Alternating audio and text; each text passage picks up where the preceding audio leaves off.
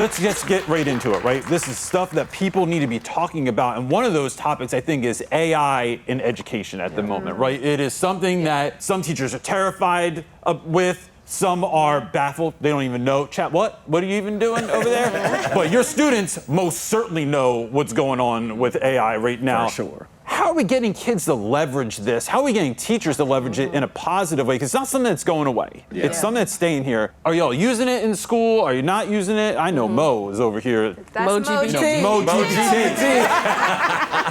So where y'all land on this? I'm wondering. I guess Mo, you want to kick it off? Yeah, kick it off. Yeah, sure. So from an administrative perspective, I use it for a lot of different things. But if we're talking about having teachers use it, great example, my ELA teacher, she actually used it to help students learn about imagery and how to produce images using AI. And so they had to then create imagery using words, and then AI created that image.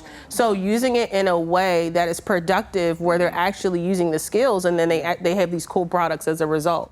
I can go on and on. Yeah. I could this could be the whole thing. That right there, like your words matter. Right. So how you're saying something. How you're saying something and what you're saying, it matters. Exactly. That's fascinating. Yeah. And as a principal, like, to have that support, because not all principals are knowledgeable about AI at all. They're not using it. They're kind of against it. So how do we have a balance between using it correctly and not abusing it? I think it's how you view it, though. Yeah. Like, what are you gonna? It used to be a day where like critical thinking was the main thing that you know we prized in education, but I think we're at a day where critical inquiry is more important than critical thinking. Right now, it's about, can I ask the right questions to lead to the product or the outcome that I'm looking for, right? And I think it takes a further higher depth of knowledge to lean on inquiry to get to something as opposed to just the pondering about something to get to it, right? And so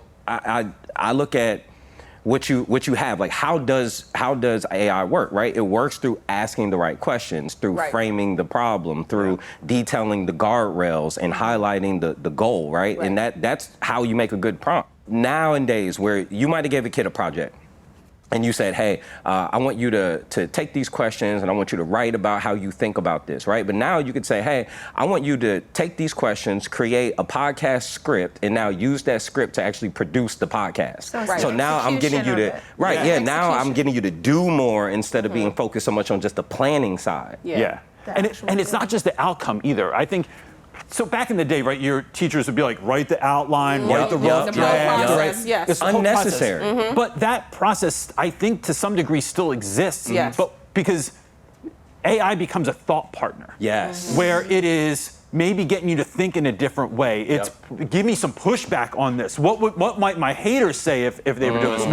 What's the opposite side? So if I'm teaching kids to actively listen, a script of what they might say against what I'm coming from too, right? So not just I think of it as like my C+ level assistant AI. Okay. Where it's C++, not. that's a little old, CJ. Is it? All right. Well, you know, as the senior member of this group on here, I would like to say, how could teachers, like, what are some actionable things that we can give? Because we want to, big up the engagement. How do we help the people watching? So I know CJ, you've got some resources that you're putting out for educators around AI. What are some of the things that are out there? I think, so my heart is always with special education, right? And so coming up through that as a kid and now teaching in that space, way to take, I think, IEPs and really make sure that kids are getting, because, look, let's keep it real, most IEPs are cookie cutter, right? And they don't really help the kids. They more like cover your butt as an educator, right? So if we're getting real talk right now. So it's more CYA than see the way.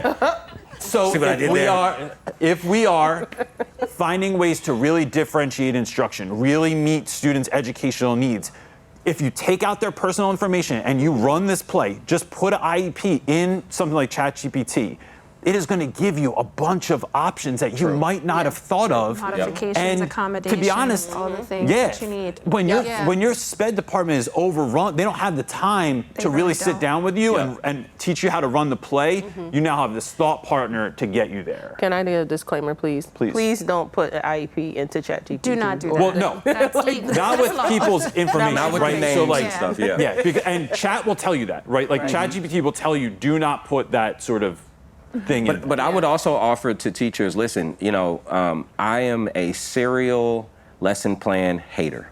Me too. I wouldn't think that for you. You're always on time. Yeah, you know what I'm saying. So, dreamer, not the schemer. Go ahead. Yeah. So that said,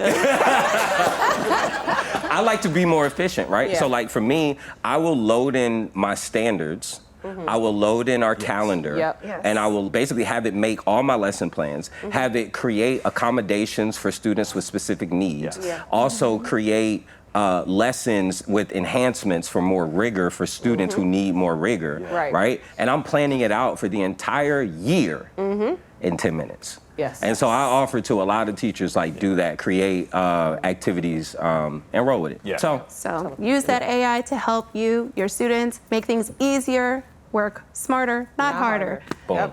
There you go. Yes. Hey. There we go.